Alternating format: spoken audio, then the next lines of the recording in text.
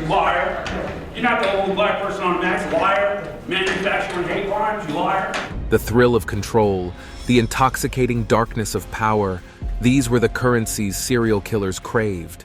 Believe me, if I started murdering people, there'd be none of you left. But their reign of terror ends abruptly in the stark light of the courtroom. I did this with a specific intent to kill her. These aren't stories of control.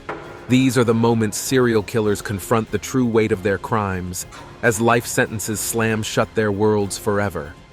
Join us as we take a look at serial killers reacting to life sentences. The derailed journey of Michael Elijah Adams. Michael Adams wasn't your average drifter. No, he was a wolf in sheep's clothing, a wanderer with a dark past hidden beneath a carefree exterior. Starting young, at just 14, Mike escaped a troubled home life and hit the rails. Freedom called, and it promised adventure, thrilling, wild, but far from safe. One fateful encounter changed everything. A member of the Freight Train Riders Association, a hardened group of drifters, took Mike under his wing. He rose through the ranks, becoming an enforcer who meted out violence to anyone who crossed the group's path. Drugs, turf wars, and a strict code of conduct marked their lawless existence. Mike claims to have taken the lives of over 16 drifters, some in drug deals gone wrong, others for breaking the gang's rules. These often forgotten men vanished in remote areas, with little evidence or witnesses to their fate. In 2011, Mike's life on the rails caught up with him. A scuffle with another drifter in Oregon led to his arrest. This seemingly minor incident unraveled a web of crimes, leading authorities to an open warrant for his arrest in California. The warrant connected him to the death of wanderer John Smealier Owens, whose body had been found near a rail yard in 2000. Facing life in prison, Mike showed a chilling lack of remorse. He even joked about the comfort of regular meals and a roof over his head. This attitude continued during interviews, where he boasted of his violent past as an alpha dog within the association, a world ruled by guns, drugs, and women. His trial revealed a life consumed by guns, drugs, and violence, a far cry from the freedom he initially sought on the rails. Even during an attempted escape from prison, Adams remained unrepentant. Thankfully, authorities apprehended him and sent him to maximum security. While he may be eligible for parole in California after 15 years, Virginia prosecutors fight to keep him locked up indefinitely. They aim to ensure he spends his remaining days behind bars, forever haunted by the darkness he left in his wake. Michael Swanson. Sometimes, life takes a turn so sharp it feels like falling off a cliff. 18-year-old Michael Swanson found himself staring down that exact precipice, accused of not one, but two cold-blooded murders. It all started with a robbery gone wrong. He went into two different stores and killed the people working there. First, he killed Vicki Bowman Hall, who was 47 years old. Then, he did the same thing to Sheila Myers, who was 61. It's hard to imagine why someone would do such a horrible thing. Swanson's actions were chillingly cold-blooded.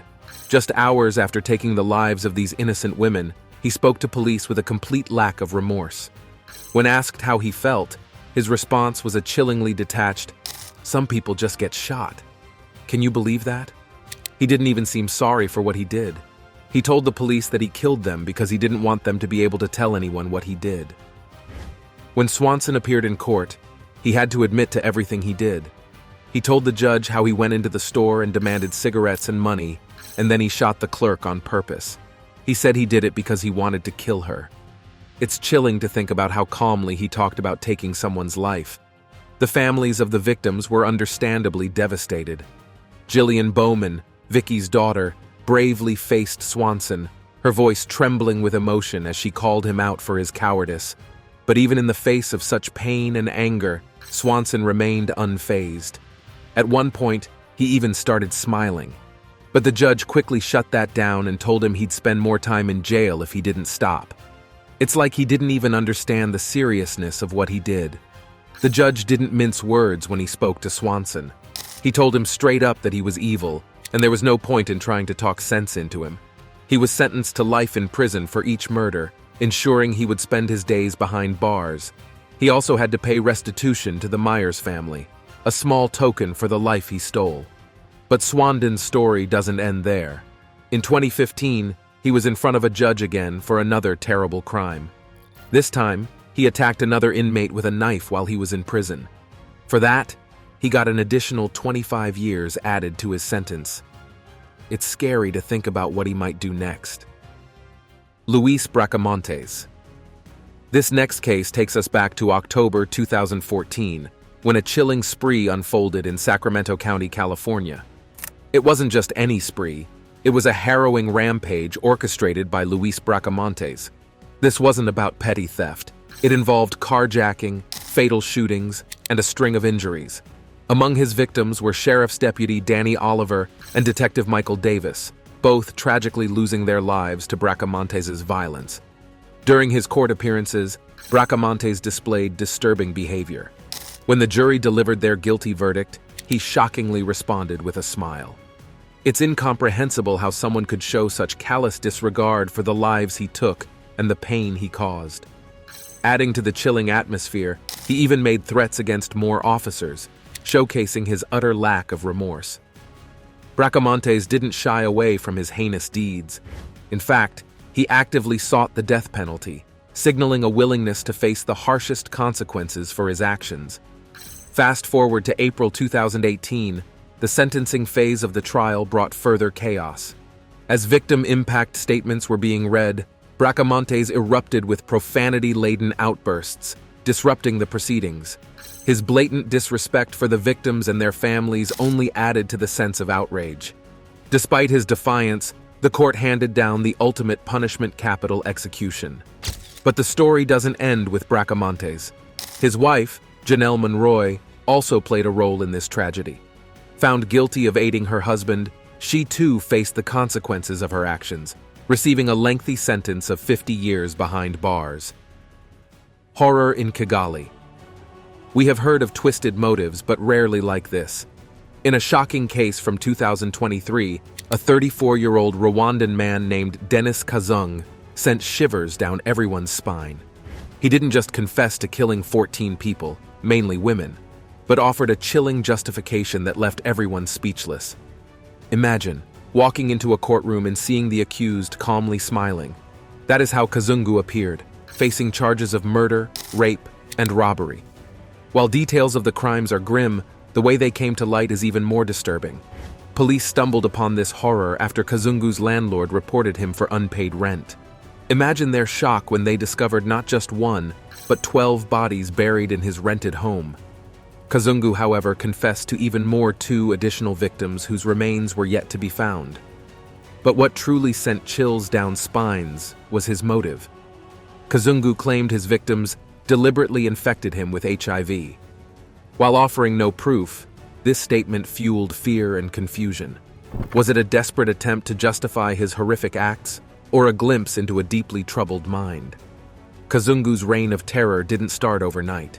He allegedly lured unsuspecting people, mostly from bars, to his home in Kigali. One brave woman even came forward, sharing in local media how she narrowly escaped his clutches. To further evade detection, Kazungu used different names, weaving a web of deceit to hide his true identity.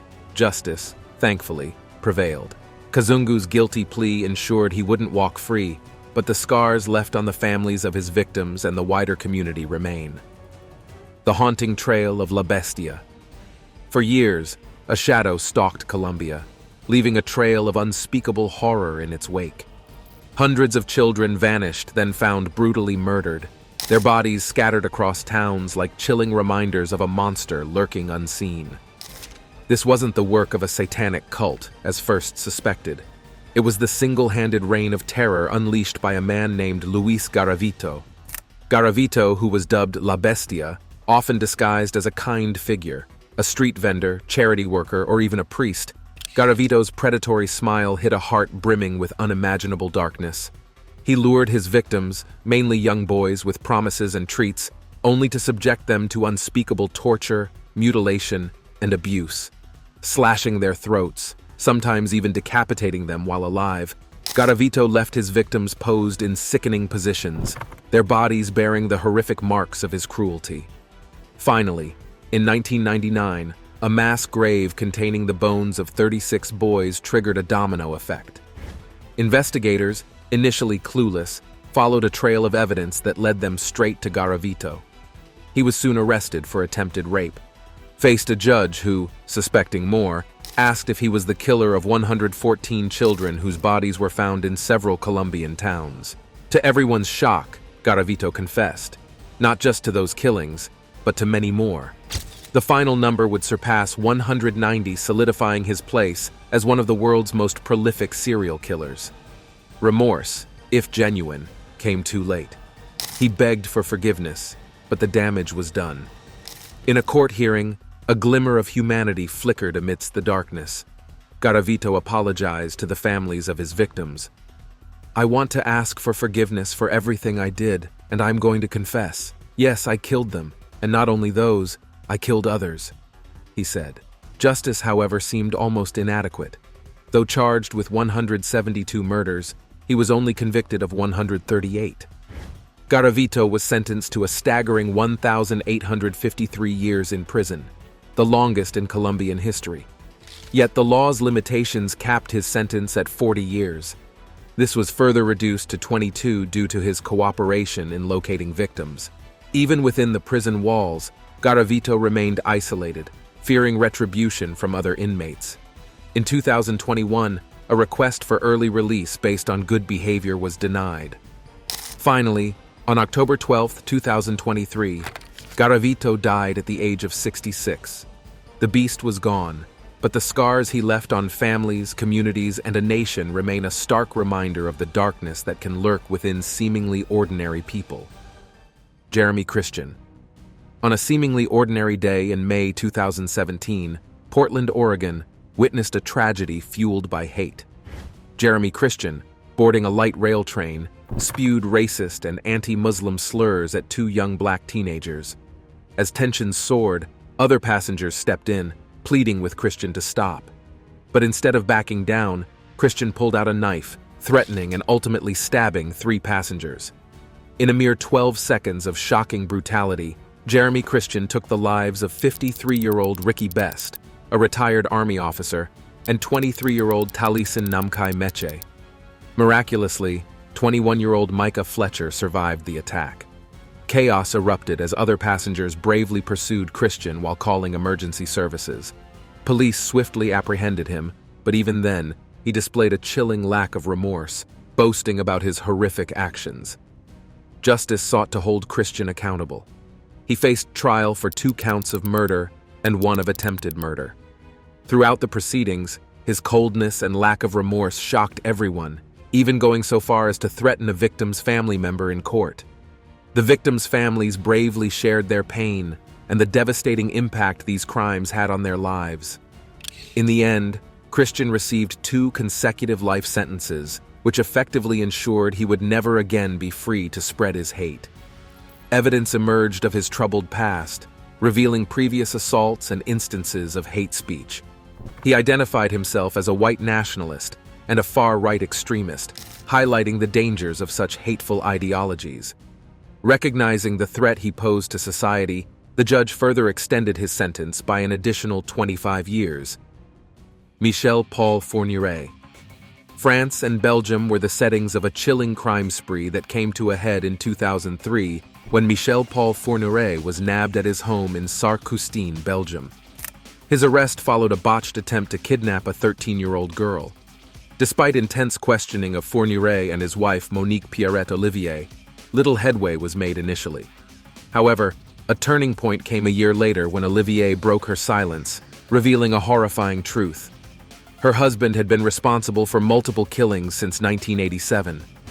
Fourniret admitted to the murders of 8 women, aged between 12 and 30, along with an unidentified man. The remains of 4 known victims were discovered scattered across France and Belgium from 1988 to 2000. Olivier, complicit in her husband's crimes, was also apprehended for her role in luring victims. Shockingly, it was revealed that she aided Fourniret in seeking out virgins whom he would then prey upon and slay. This chilling partnership made them a true nightmare for unsuspecting individuals. After their extradition to France, The couple collaborated with authorities in locating the bodies of 3 of the missing victims over the ensuing years. The subsequent trial unfolded in Charleville-Mézières from March 27 to May 28, 2008. On the first day of trial, Forier displayed defiance in court. When asked by a judge to identify himself in court, he held up a sign stating, "Without a closed courtroom, staying tight-lipped." In another cryptic gesture, Forier handed the judge a rolled paper tied with a red ribbon. This was purportedly a message for the victims' families, though its contents remained undisclosed as the judge declined to read it. Ultimately, Forier was convicted of the murders of all 7 victims whose bodies had been recovered. Remarkably, neither he nor Olivier displayed any visible reaction to the verdict.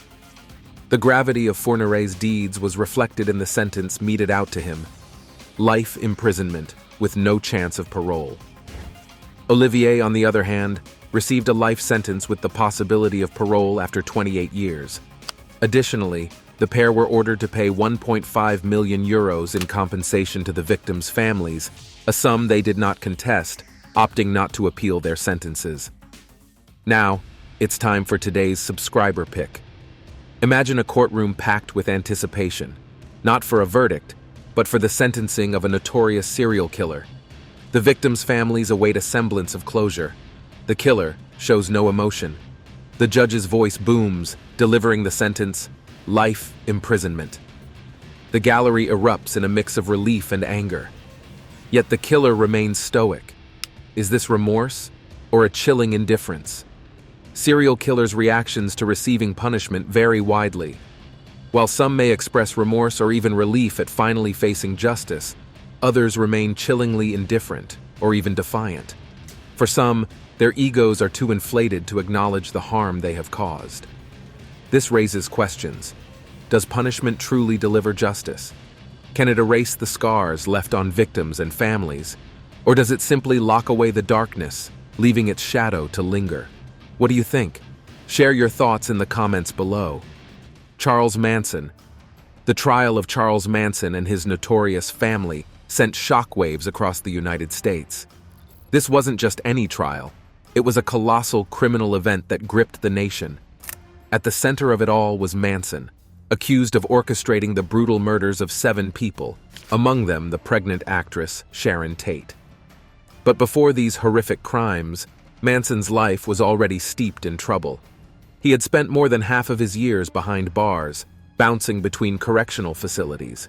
Probation reports painted a bleak picture, describing him as someone grappling with deep-seated rejection, instability, and psychological scars. They labeled him as constantly seeking validation and love, with a tendency toward unpredictability and danger. His rap sheet wasn't pretty either, with offenses ranging from pimping to passing stolen checks. In 1961, Manson found himself sentenced to a decade behind bars at McNeil Island Prison in Washington state. However, it was during his time in prison that Manson stumbled upon a new skill: music. He taught himself to read musical notes and play the guitar. Finally, after years of incarceration, Manson tasted freedom on March 21, 1967, when he was released from prison. He made his way to the vibrant streets of San Francisco. San Francisco's free-spirited scene drew Manson like a moth to a flame. He gathered a ragtag group of around 100, mostly young women who were drawn to his charisma. Fueled by LSD and Manson's warped interpretations of music and religion, the family moved to a remote ranch in California, becoming increasingly isolated from the outside world. Manson's twisted ideology turned him into a messianic figure for his followers. He instilled in them unquestioning obedience, preparing them for a violent race war he envisioned. This warped reality culminated in a series of brutal murders, including the infamous Tate LaBianca killings that left the nation in shock. Ironically, Manson's capture wasn't due to these heinous acts. He and his followers were arrested for vandalizing a national park while hiding out in the desert. However, the discovery of their connection to the murders soon brought them under intense scrutiny. The subsequent trial was a spectacle in itself. Manson's behavior turned increasingly erratic. He disrupted proceedings, even threatening the judge with a sharpened pencil. Despite being restrained by officers, Manson continued to spew violent threats, showcasing his disdain for authority. Adding to the spectacle, Manson released an album titled Lie to fund his defense, and he relished the media spotlight, appearing in court with an X carved into his forehead. Some of his female followers mimicked this, shaving their heads and joining him outside the courthouse. Over time, the X transformed into a swastika, symbolizing their allegiance to Manson's twisted ideology. Throughout the trial, Manson and his accomplices showed no remorse, often exchanging giggles and grimaces. Despite his attempts to manipulate the court, Manson was found guilty and initially sentenced to death. However, this was later commuted to life imprisonment, where he remained until his death in 2017. BTK Killer. Sometimes you wonder how someone can lead a double life, right? Well, meet Dennis Rader, also known as the BTK Killer. By day, he was your average family guy and held down a job at a company in Wichita, Kansas. But by night, he transformed into a monster, terrorizing the community for nearly 2 decades. The BTK nickname? It stands for Bind, Torture, Kill, his gruesome method of operation. But here is the chilling part. Rader didn't just carry out his heinous acts in secret. Nope. He had a twisted sense of bravado, taunting authorities and sending cryptic letters to local news outlets. Inside those letters were grisly mementos from his crimes, like photos and even a word puzzle. And get this, he even left clues for investigators, leading them on a twisted scavenger hunt of sorts. In 2004, Rader's reign of terror came back to haunt the community when he resurfaced. This time, though, technology caught up with him. Security tapes showed his Jeep near some of the places where he left his sinister packages, and it was a computer disk, hidden in one of those parcels, that ultimately led cops to Rader's doorstep. Well, more accurately, to his church. Imagine the shock when they slapped the cuffs on him. It wasn't some shady character from the outskirts of town. It was their neighbor, the guy who sang hymns at Sunday service. Rader's arrest rocked the community to its core. Fast forward to February 25, 2005, the day Rader's facade crumbled for good. He was officially charged with 10 counts of first-degree murder. Friends, neighbors, and church members couldn't wrap their heads around it. The man they knew, the one who mowed his lawn and waved hello, was now branded as one of the most notorious killers in American history. But it didn't end there. In June of that same year, Rader stood in court and pleaded guilty to all charges. And as if his crimes weren't horrifying enough, the way he described them in court sent shivers down everyone's spines. Not a flicker of remorse, not even a hint of emotion. Now you might be wondering about justice, right? Well, because Rader committed his atrocities before Kansas reinstated the death penalty in 1994, he was slapped with 10 life sentences. No parole, no chance of ever walking free. Just a lifetime behind bars at the El Dorado Correctional Facility, where he will hopefully spend the rest of his days paying for the pain he inflicted on so many innocent lives. Levi Bellfield. Serial killers strike terror into the hearts of communities, leaving scars that never fully heal. Levi Bellfield, one such predator, prowled the streets with evil intent. In 2002, Bellfield abducted and murdered 13-year-old Millie Dowler as she made her way home from school in Surrey. Just a year later, he viciously attacked 19-year-old Marsha Louise McDonnell, striking her with a hammer after she stepped off a bus in Hampton. His depravity didn't stop there. He attempted to kill 18-year-old Katie Sheedy by ramming her with his car, and then claimed the life of 22-year-old Amélie Delagrange in Twickenham. Despite being under police surveillance, Bellfield brazenly cruised around in his van, lurking near bus stops and preying on young girls. His reign of terror came to an end on November 22, 2004, when he was arrested on suspicion of Amélie Delagrange's murder. Justice may have been slow, but it was served eventually. On February 25, 2008, more than 3 years after his last attack, Bellfield was found guilty of McDonnell and Delagrange's murders, as well as the attempted murder of Sheedy. The next day, he received a life sentence with a whole life order, but he cowardly refused to attend court, citing unfair press coverage. The judge, Justice Wilkie, condemned Bellfield as a cruel and pitiless killer, and lamented his absence in court to face his crimes and receive his sentence. However, the story didn't end there. From his prison cell, Bellfield began confessing to other crimes, admitting to murders and rapes he hadn't been charged with. Whether these confessions were genuine or a twisted attempt to manipulate his victims' families further remains a chilling question mark. Joanna Christine Den. This list would not be complete without mentioning the chilling tale of the Peterborough Ditch murders. This was a haunting series of crimes that shook Cambridgeshire, England, back in March 2013. Leading this spree of terror was Joanna Christine Den.